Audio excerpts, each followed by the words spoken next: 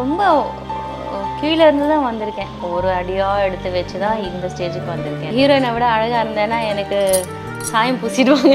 அப்போ தான் நான் வந்து சின்ன சின்ன கேரக்டர்ஸாக ரொம்ப சின்ன சின்ன கேரக்டர்ஸாக பண்ணிட்டு இருந்தேன். லைஃபே வந்து அப்படியே டேர்ன் ஆகிடுச்சு. அப்படியே ரொட்டீனாக எல்லாமே சிஸ்டர் கேரக்டர்ஸ் எல்லாமே எல்லா இடத்துலையும் சாகுற மாதிரி, எல்லா படத்துலையும் சாகுற மாதிரியே வரீங்கம்மா, அதெல்லாம் பண்ணாதீங்கம்மா. இல்லை நான் இப்போ ஒருவேளை ஹீரோயினை விட அழகாக இருந்தேன்னா எனக்கு சாயம் பூசிடுவாங்க. ஃபீல் பண்ணேன் ஹீரோயின் ரோல் வந்தது, ஐயோ மிஸ் ஆகிடுச்சே அப்படின்னு ஃபீல் பண்ணேன். அப்புறமா நீ ஃப்யூச்சரில் என்ன பண்ண போற அப்படின்னு, நடிக்க போற அப்படின்னு இப்போவே குவிட் பண்ணிட்டு ஓகே ஏன் கல்யாணம் பண்ணிக்கல நிறைய பேர் கேட்பாங்க. தெரியல, அது என்னன்னு தெரியல, அமையலையா இல்லை எந்த ஏஜ்ல மேம் மேரேஜ் ஆச்சு உங்களுக்கு? மேட்ரிமோனியில் தான் போட்டிருந்தேன் என்னோட ப்ரொஃபைல். ஓகே, வெரிஃபிகேஷனுக்காக சில ப்ரொஃபைல்ஸ் கொடுப்பேன், இது வெரிஃபை பண்ணி கொடுங்க கரெக்டா இல்லையா. ஓகே, ஐயோ நான் வந்து அப்படியே top of the world. Okay நீங்கள் வந்து டிவியில் வேறு போடுவீங்களே.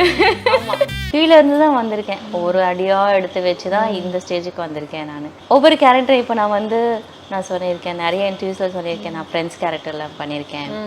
ஸோ அதுலேருந்து மெயின் ஃப்ரெண்டாக வரத்துக்கே எனக்கு கொஞ்ச நாள் ஆச்சு. அந்த மெயின் ஃப்ரெண்ட்லேருந்து மறுபடியும் சிஸ்டர் கேரக்டருக்கு வரத்துக்கு ரொம்ப நாள் ஆச்சு. அதுக்கு நான் கொஞ்சம் கேப் கொடுத்தேன். மறுபடியும் சிஸ்டர் கேரக்டர்ஸ் ரொட்டீனாக எல்லாமே சிஸ்டர் கேரக்டர்ஸ் எல்லாமே எல்லா இடத்துலையும் சாகுற மாதிரி. ஸோ அது வந்து கொஞ்சம் அவாய்ட் பண்ணுன்றதுக்காக கொஞ்சம் கேப் கொடுத்து மறுபடியும் வேறு கேரக்டர்ஸ் அதை மாதிரி பண்ண ஆரம்பித்தேன். அதுக்கப்புறம் மலையாளமில், கன்னடாவில் அந்த மாதிரி மெயின் ரோல் பண்ணியிருந்தேன். அது பெருசாக ஓடலை. தமிழ்லையும் 2-3 படம் அந்த மாதிரி ஆஃபர்ஸ் வந்திருந்தது. பட்ஜெட் மூவிஸ் தான் பண்ணேன், பட் அதுவும் பெருசாக பண்ணலை. பெருசாக ஹிட் எதுவும் வரல.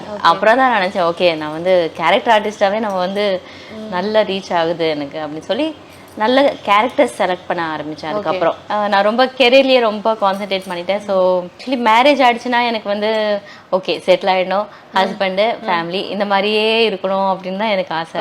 ஸோ அதனாலேயே நான் கொஞ்சம் லேட் பண்ணிட்டேன். அதுக்கப்புறம் இப்போ ஆஃப்டர் மேரேஜும் நான் நடிச்சிட்டு இருக்கேன். பிகாஸ் ஆல்ரெடி கமிட் பண்ணிட்டேன் நான். ஓகே, அதனால பண்ணிகிட்டே இருக்கேன். ஓகே, ஆனால் உங்களை பொறுத்த வரைக்கும் அந்த ஒரு பெரிய வித்தியாசம் ஃபீல் பண்ண முடியல இல்லையா? பெருசாக ஒன்றும் இல்லை, எனக்கு எதுவுமே அஃபெக்ட் ஆகலை அங்கே. ஏன்னா ஹஸ்பண்ட் ரொம்ப கோஆப்ரேட்டிவாக இருப்பார். ஏதாவது கேரக்டர்ஸ் மெயின் ரோல் நல்ல கேரக்டர்ஸ் வருதுன்னா ஓகே உன் இஷ்டம், நீ பண்ணு, உனக்கு நடிக்கணும்னு தோணுதுன்னா அதை பண்ணு, ஸ்டாப் பண்ணுறதா இருந்தால் ஸ்டாப் பண்ணு, எனக்கு எந்த ப்ராப்ளம் இல்லைன்னு சொல்லுவார். அண்ட் உங்களோட ஆக்டிங்லாம் பார்த்துட்டு ஏதாவது ரிவ்யூலாம் கொடுக்குறதுண்டா? அவரு ஏதாவது சொல்லுவார், மேக்கப் பார்த்தாரு அப்பா அப்படின்னு. ஓகே